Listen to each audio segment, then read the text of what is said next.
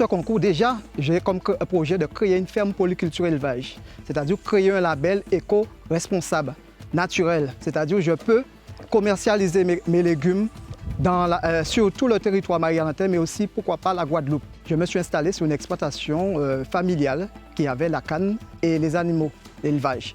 Je suis allé me former, j'ai fait un BPREA sur une année. Comme vous le voyez, cette exploitation, il y avait environ 15 hectares de canne. Cette parcelle est venue, elle est en friche. J'ai fait des heures de travaux, des heures de bulles pour avoir cette exploitation.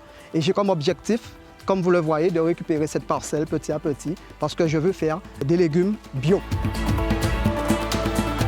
J'ai des clients, quand ils viennent sur cette exploitation, ils me félicitent. Durant le confinement, j'ai pu faire des paniers et aller vers les clients de différents sites à Marie-Galante, de différents lieux à Marie-Galante. Moi, je fais des rotations de culture. Ça m'évite de passer le produit phytosanitaire, mais aussi mes animaux, qu'est-ce qu'ils font? Ils amendent le sol. Vous savez, quand vous travaillez avec les anciens, ils vous donnent leurs coutumes. C'est-à-dire, moi, quand je sais que je vais planter des tomates, ma mère me dit, la lune est bonne, on va planter des tomates.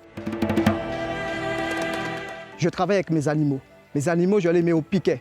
Et le fumier, je l'utilise pour amender mon sol. Cette parcelle est très travaillée et les oiseaux, ils viennent, ils mangent ce qu'il faut. J'ai plus de ravageurs. L'irrigation maintenant, c'est un système que j'ai fait. C'est-à-dire, j'ai pris un bac en hauteur, j'ai mis en hauteur et je travaille avec la pesanteur. Le but pour moi, c'est de polliniser mes légumes. Quand je mets, par exemple, les œillets d'aine, comme ça fait des fleurs, les abeilles viennent tout naturellement. Pour mon modèle économique, déjà, j'essaie de travailler avec des petites surfaces pour toujours en avoir. Là, je n'aurai pas une laps de temps à perdre parce que, économiquement, si je fais comme ça, je peux m'en sortir tranquillement. Le désherbage se fait manuellement. J'utilise que mes mains.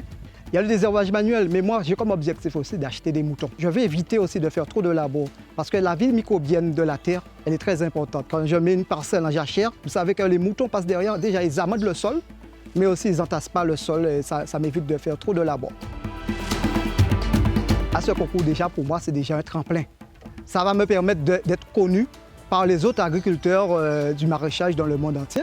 Si aussi, moi, ce que j'attends aussi, c'est que déjà j'ai le problème de mécanisation. S'ils peuvent me donner une petite aide pour m'aider à pallier à ce problème, ça m'aura arrangé. Mais aussi, je veux être connu pour ma production, mais aussi être un modèle pour les jeunes.